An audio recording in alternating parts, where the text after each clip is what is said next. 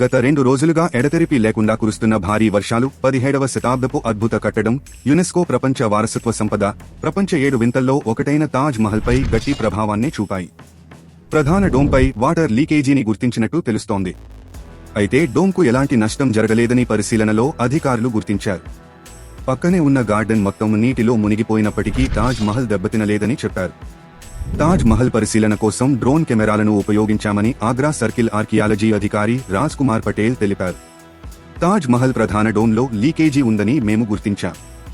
అయితే చెమ్మ కారణంగా లీకేజీ అవుతోందని తనిఖీలో కనుగొన్నాం.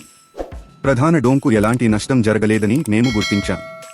డ్రోన్ కెమెరాలను ఉపయోగించి పరిశీలన చేశాం అని ఆయన వివరించారు. లీకేజీ సమస్య నిరంతరాయంగా కొనసాగడం లేదా అప్పుడప్పుడు ఉంటే దానిపై పర్యవేక్షణ ఉంటుందని రాజ్ కుమార్ పటేల్ తెలిపారు.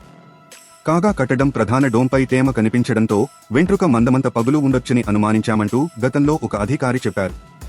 దేశంలోని చారిత్రక కట్టడాలను సంరక్షించే ఆర్కియాలజికల్ సర్వే ఆఫ్ ఇండియా ప్రస్తుతం లీకేజీ సమస్యను పర్యవేక్షిస్తోంది. ప్రత్యేక అధికారులు పరిశీలన చేస్తున్నారు. కాగా తాజ్ మహల్ గార్డెన్ మొత్తం వరద నీటిలో మునిగిపోయిన దృశ్యాలను చూసి స్థానికులు, పర్యాటకులు ఆందోళన వ్యక్తం చేస్తున్నారు.